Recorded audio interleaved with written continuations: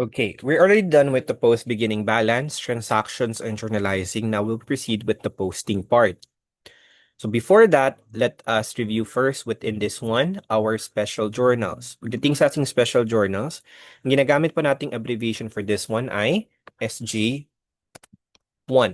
This signifies first page ng SJ or sales journal. Pagdating naman sa cash receipts journal, ang ginagamit po natin dito ay Cash Disbursements Journal 1 or CDJ1. Or CRG pala to, kala ko sa prank. CRJ1 pala to, so cash receipts. Tapos, pagdating sa ating cash disbursements journal, ang ginagamit po natin ay CDJ1. And then, we also have here sa ating general journal na ginagamit po natin, kapag first page to siya, ginagamit natin ay, ito, GJ1. Okay, kung second page, GJ2. Okay, I hope that makes clear. Now, the difference between this one sa ating general journal at ang ating tinatawag nating special journal, pinagkaiba kasi nito is sa general journal kasi, iniisa-isa natin yung value. So kapag may value dito, let's say for example, and then ito din, okay, iniisa-isa natin yun siya pag-post. Okay? Pagdating kasi, when we're talking about the special journals, hindi na natin siya iniisa-isa. Pero, okay, hindi na siya iniisa. Not unless if kasali siya sa subsidiary ledger. So, iba naman din yung pag-posting doon. So, ang ginagawa natin ay, ang final value lang ang kinukuha natin. So, ibig sabihin na kapag dito, itong final value lang yung pinopost natin. Hindi na tayo nagpo-post sa general ledger ng isa-isa. Okay? Kaya mas efficient na siya. Although, possible naman talaga na lahat ng mga transaction na i-record dito sa general journal, pero hindi na siya efficient. Kasi imagine, sa sobrang dami ng mga transactions na to, hindi mo na alam kung ano saan tong sales dito kasi nakahalo na siya lahat. Pero kapag dito, may specialized talaga kung ano yung purpose. Ibig sabihin sa sales journals, benta na utang, cash receipts, pumasok na pera, cash disbursements, lumabas na pera, may mga transactions sila, may mga purpose sila. So kapag yung mga transactions doesn't belong to any of the four special journals, but in this case, sa servicing, tatlo lang ginagamit natin. So kapag hindi siya belong, mapupunta siya dito sa ating general journal. Usually, napupunta dito yung mga receiving report. Pero hindi tayo mag-record ng receiving report kasi ang receiving report are for the merchandising. Okay? So again po, ang kinukuha po natin ay yung mismong ito, yung final amount. Tapos kapag na-post na natin siya, dito natin ilalagay yung PR, hindi dito. Iba din to. Etong PR na nakalagay dito ay for subsidiary ledger. So, ibig sabihin, pinapakita dito kung nalagay mo na ba siya sa subsidiary. So, dito natin ilalagay. So, ang nilalagay talaga natin dito is ito. Okay? Kaya ang suggestion ko, every right after na na-post na ninyo doon sa general ledger, ilalagay nyo talaga dito para it signifies na, ay oo, tapos ko na itong nalagay. Okay, hindi na kayo maghuhula. Nalagay ko na ba to? Nakalagay ko na ba tong amount na to doon sa general ledger? Okay? Kasi iyon ang paminsan na nagkakaroon ng problema. Kasi pagkatapos magpo-posting, hindi na nilalagyan ng ganito. So hindi na alam. So magkakaroon, mas magkakalituhan kayo. Okay? We'll begin first with the sales journal. Tapos, yung gagamitin pala nating date is yung end date ng accounting period na yun. Ano man pinag-uusapan nating accounting period? 'Di ba October 2020? Ano man meron sa October, 'di ba October 31? Okay, 31 days. So, October 31 ang gagamitin natin. October 31, 2020. Hindi po gagamitin ito ha, yung yung pinakalas na date, yung final na date or yung pinakalas na date doon sa accounting period, October 31. So, we'll start with the sales journal here. Okay. Now, again ha, 10/31. Some people can actually, you know, pwede silang mag-debate sa akin. I mean, they can, bakit pa nilalagyan ng item? Mas maganda po nilalagay ng item, ha? Kapag tinanong kayo, bakit nilalagay item? Kasi ganito ang ginagamit natin in real life, 'di ba? Para mas madali nating ma-backtrack kung saan ba to galing itong mga transactions na to by looking at the item. Ganun siya, ganun yung importansya niya. Baka sabihin sa inyo na, ay bakit kailangan may item? Hindi na kailangan, kailangan po. Okay? Dito sa format natin, ilalagyan po natin ang item mismo. So dito mismo sa account receivable, ano ba to siya? Anong pwedeng descriptions or pangalan nilagay natin dito? So since this is all about sales na utang, so we can say that this is total credit sales. Kasi nga, ano man, benta na utang to, 'di ba? Yan. Natin kinuha natin sa SJ, sa sales journal. Tapos ano to siya, debit, 'di ba? So again, final value kinukuha natin 350. Tapos pagdating dito, ina-add nyo na kagad or mina-minus ninyo, ina-update nyo ng balance kasi ang iba hindi nila nalalagay. Paano na to? Paano ninyo malalaman yung final value? At saka napaka-tiring na siya tapos inefficient na siya kapag after nyo pa ilalagay. Kaya dapat every right after na na-post ninyo, i-compute nyo kagad ang balance whether i-add ba siya or i-minus ba siya. Okay, since we're done, I think liitin lang natin.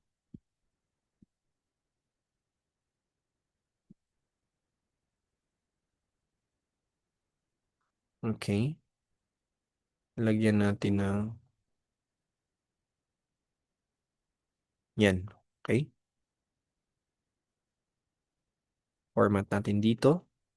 Tapos, peso sign sa kada column. First, first amount sa column. Okay? We're done? So, pagkatapos nyo nalagay na, agad-agad, lalagyan nyo na kagad dito. Okay? Believe me. Nakakatulong tong ganito. Para alam ninyo, ay, itong 350 pila, nalagay ko na sa general ledger. Yun ang purpose nun. Dito sa service revenue, pwede nyo lang tong gawin kung ano yung descriptions dito, pwede lang na i-aswan nyo na lang since pareho lang naman yan sila. Saan naman yung service revenue? Okay, nanap natin. Ito, service revenue. Pagdating sa merchandising, tawag nito is sales revenue or sales. Okay, this is credit. So, 350. Etong PR dito, mamaya pa to for subsidiary ledger. 350. Okay. So, reference nyo na kaagad. 350. And we're done. Pusa tayo sa ating sales journal. Pagkatapos nito ay pupunta na tayo sa ating cash receipts journal. So, copy lang natin muna to para mamaya. Okay? So, where we go here? Now, we first go here sa ating cash. Okay, 1031 pa rin yung gagamitin natin. Here, so same pa rin siya. Change lang natin tong PR as CRJ kasi kinuha natin sa cash receipts journal, first page, and then sabihin natin ano ang pwede. Total cash receipts or total collections of cash. Okay, ganun siya. Okay, kasi ito yung total na nakolekta na nating cash. Okay, so si RJ1. So, pero hindi naman pwedeng pare-pareho ha. Kung pwede, kung meron kayong own, basta it fits the descriptions here. So, pwede nyo pa rin siyang gamitin. So, hindi siya dapat exactly na ganito talaga dapat ang gagawin ninyo. Depende yan sa trip ninyo. As long as fit siya doon sa pinag-uusapan natin. Since it's total collections of cash, pwede din total receipts of cash. Pwedeng ganun. This is debit. This is 420. Sensya na po kayo sa maingay. Okay. Or 20. So, i-add natin here. So, we're done. 720. Wait lang ha. Tanggalin natin muna ang peso sign. Oops, hindi matanggal. Normal pala dapat. Number.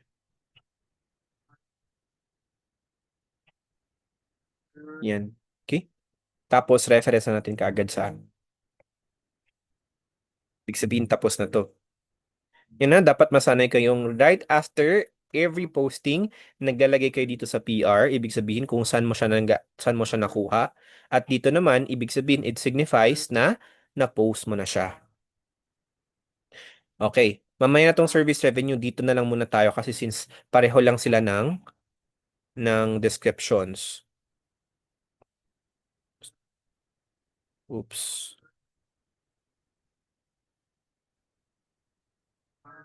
PRG. So this is account receivable. So total collections of cash, pareho pa rin siya. Okay. So this is credit. Ibig sabihin, ma-minus na natin.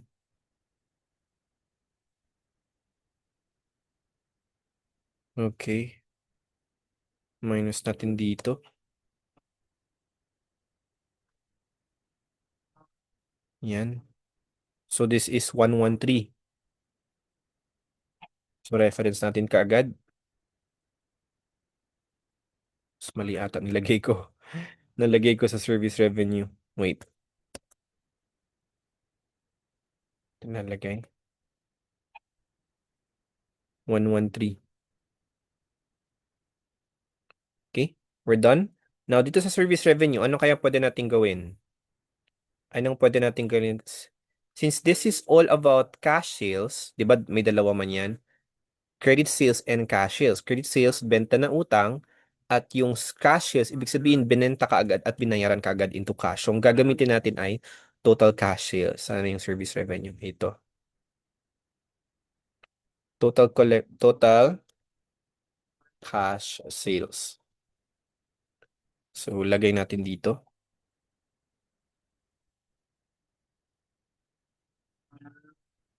Add natin sila. Wait lang, nagkakaroon sila ng differences pagdating sa formatting.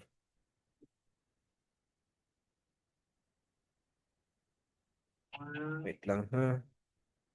Usin natin.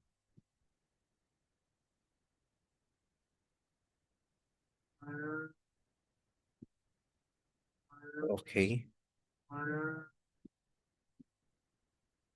We're done. So, reference na natin siya kaagad.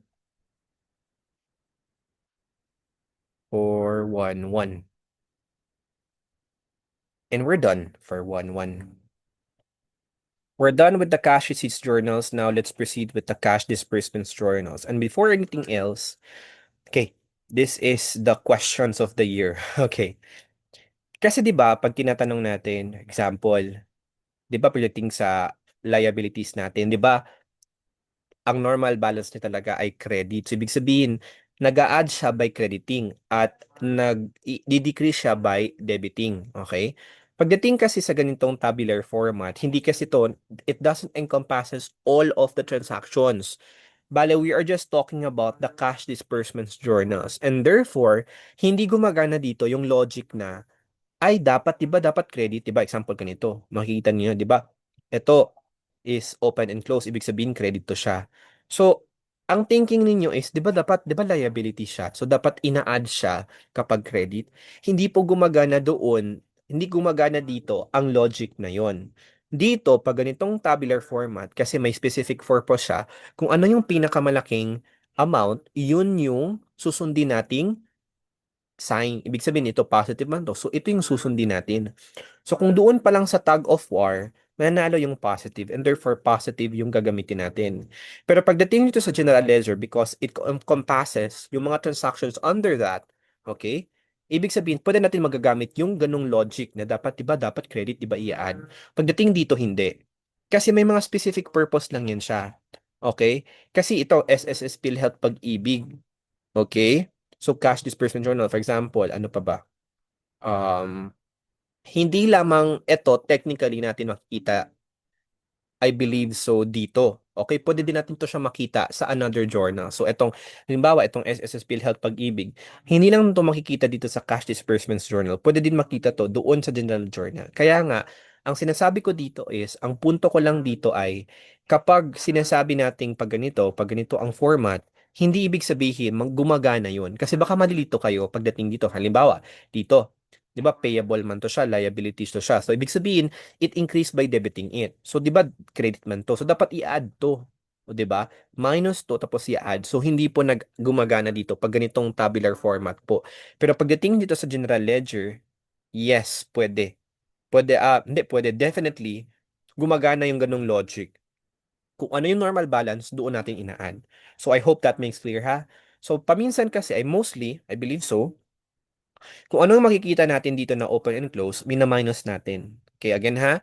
So again ha, hindi nyo po dapat isipin na dapat like credit diba i-add. So kung ano lang, kung may open and close, kalimitan talagang ginagamit dito ay mina-minus mo. Okay? Pag nakikita kang open and close, minus po. Deduct mo siya dapat. Hope that makes clear.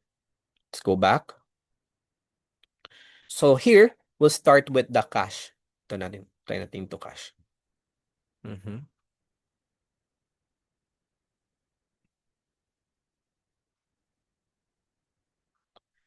I-change muna natin to. Dapat to siya may zero and double line.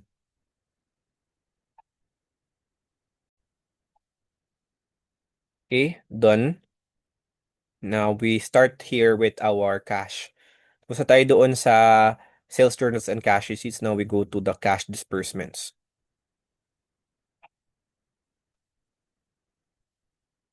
1031. So, pwede nating sabihin dito, total disbursements of cash. Ibig sabihin, total na lumabas na pera.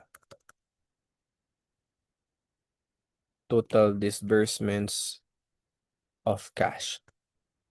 Yan. So, this is CDJ1. Okay. Credit. 136,220.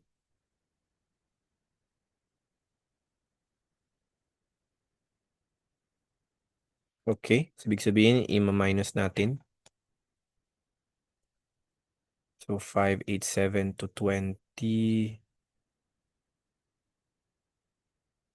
So, reference natin siya kaagad.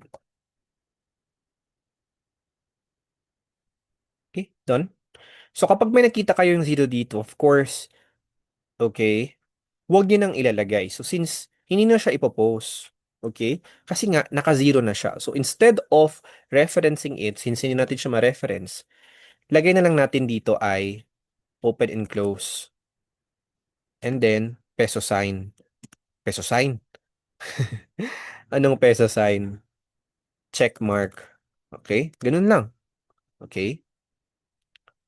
Hindi na po pinopost. Ang ginagawa ng iba is iniisa-isa pa to. Although possible pa rin man siya na isa-isahin pa rin siya, ganun pa rin ang labas, okay?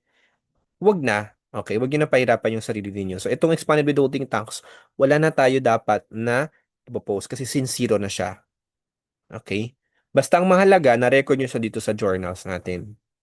So, this zero din ang withholding tax payable. So, yun din.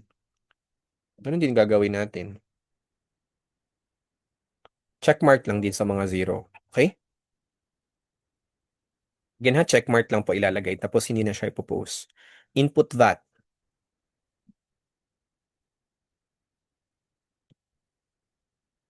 Input VAT natin here. Pwede nating sabihin na total payment of, hindi, total purchase.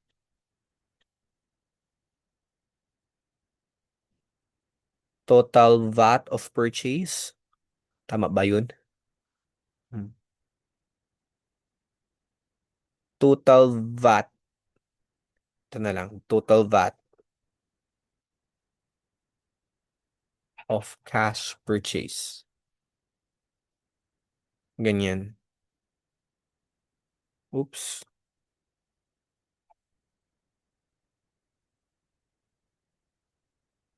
Okay.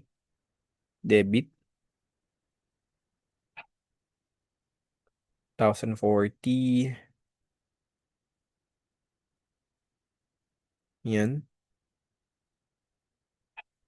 Okay, 2,040. Formatting. Done. So let's proceed with referencing 118. Okay, we're done. Now let's go to SSS PhilHealth Pag-ibig.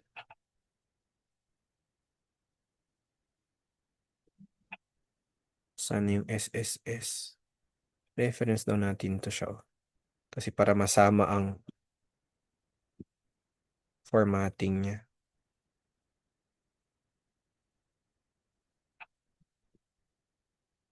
SSS PhilHealth Pag-ibig contributions payable. Here it is.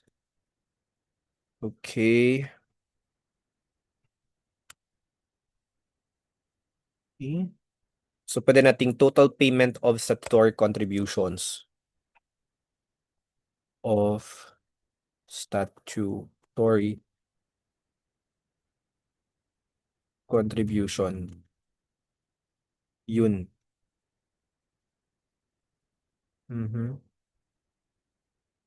Di siya kasha. Yan. So, this is debit for 180. Minus natin dito. 2520.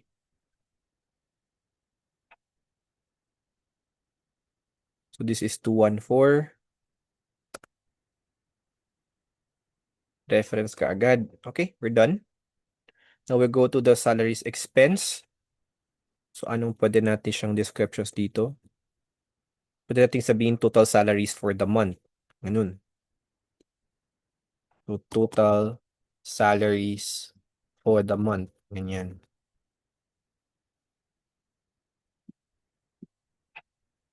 Okay. So, this is debit.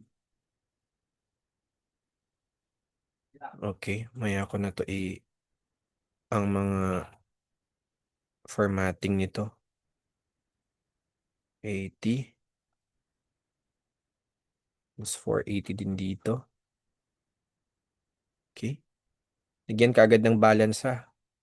Tapos, here, reference natin kaagad. 512. Okay? Next is itong sundry. Hindi naman natin pwedeng i-transfer ang sundry nandito kasi nga iba-iba yung amount dito. And of course, wala ding sundry na chart of accounts. So, ang gagawin natin is, instead of iniisa-isa natin, lalagyan lang natin ng check. Pero ipopost pa rin natin siya. Okay? Popost pa rin natin isa-isa yung mga amount na mayroong sundry. So, iisa-isahin natin. Starting with these supplies. Pero ang gagamitin natin itong mismong date. Okay? Start with this one. Again ha, sundry. Yung may mga sundry lang. So, start dito tayo sa supplies. Supplies natin ito. This is, anong date to? 10-3. Okay? Pwede nating sabihin, purchase of supplies with VAT. Yan. Okay. So, this is, okay, debit. Okay. Debit. Using natin yung formatting.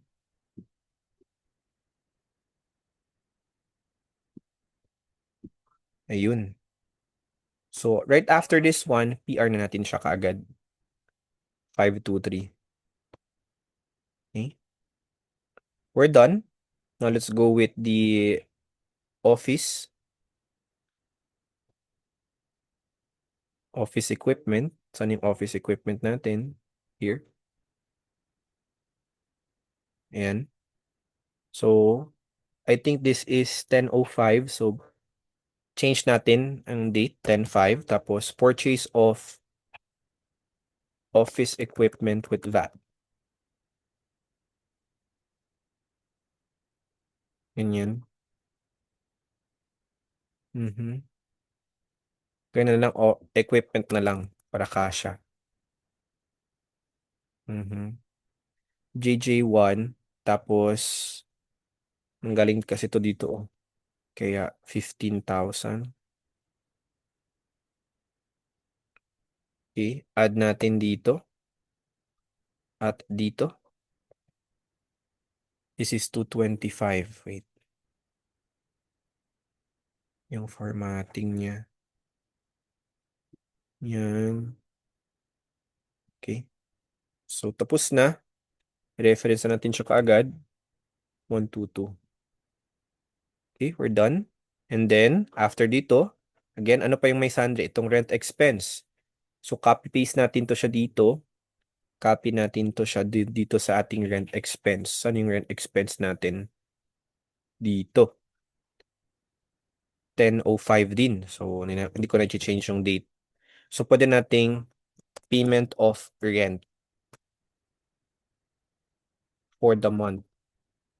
Yan. Yan. And then, rent expense. This is 20,000. Okay.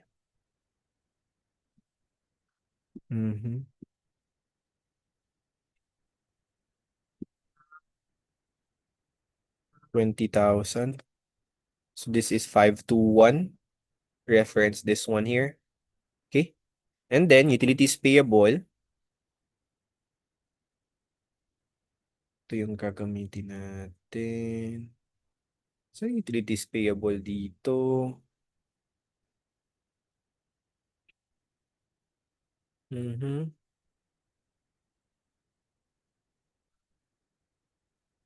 Anything sa taas. Ito. Anong date to ang utilities payable? This is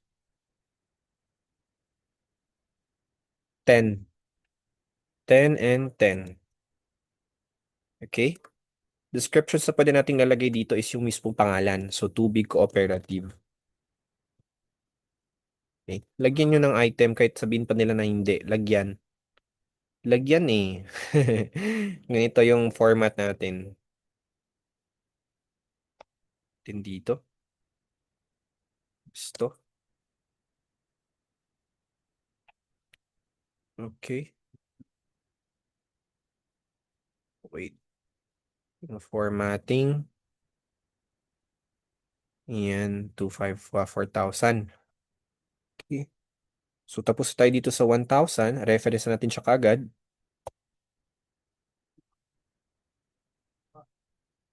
215. Okay. Same lang din dito. Since pareho lang naman to sila, yung pangalawa. So, copy-paste ko na lang din to. Change lang yung descriptions. This is from electricity company. Okay. 4,000. 4,000. 4,000. Okay. Dapat naka-zero to siya. Change ko muna yung format.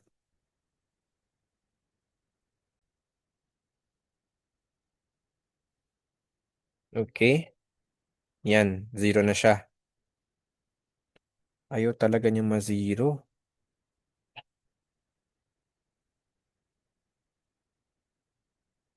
Okay. Yan. So, 4,000 electricity company. Reference this one here. 215. And we're done. Owner 1 capital. Okay. Ito na lang. Dalawa na lang. Owner capital na lang.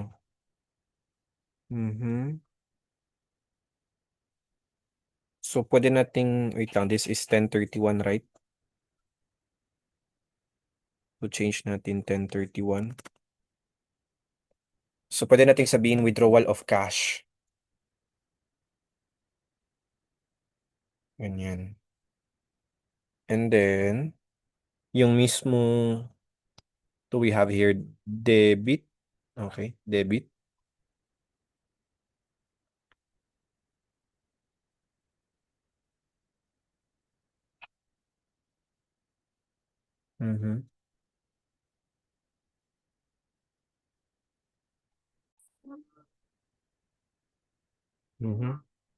I think ito banda, hindi to tama. Okay? Let's review again.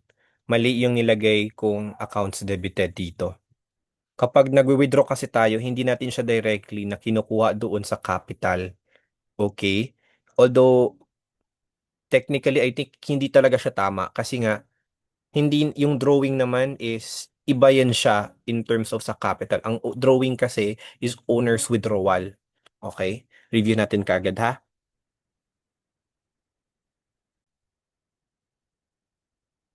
Ayun, ako pala talaga ang mali. Although tama yung ginawa ko dito.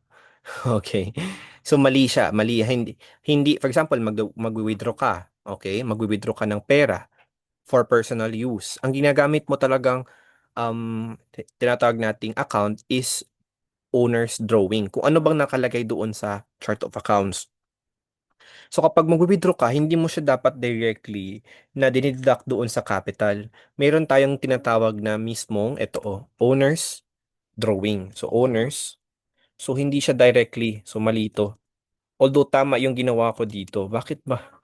Bakit ko ba naisipang lagyan ng owner's capital? Pasensya na po.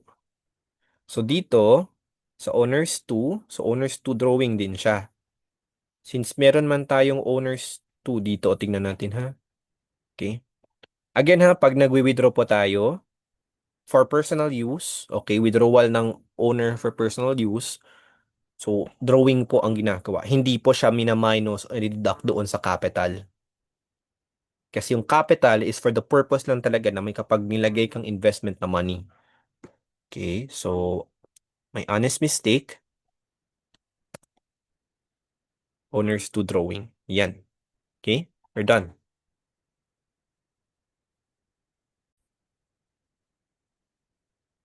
Okay, we're back. So we have here this one.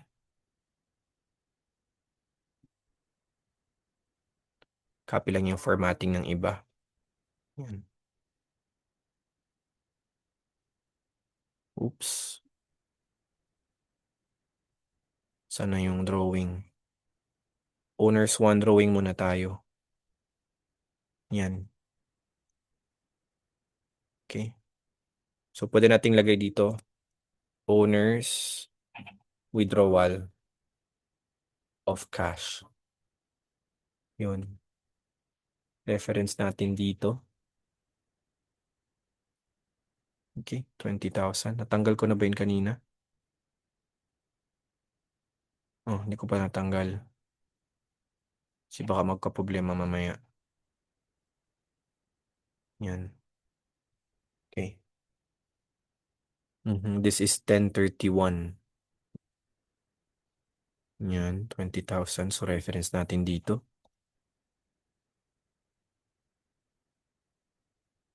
Ay, bakit ko? Nasanay ako maglagay ng negative.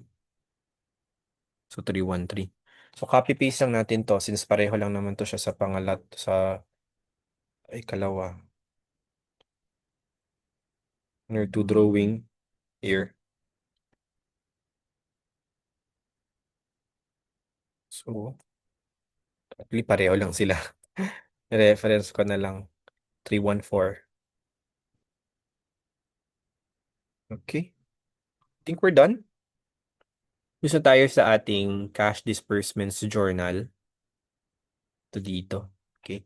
Yung iba, gagawin natin, lalagyan lang natin ng check. Mga walang sundry. Okay. Yan.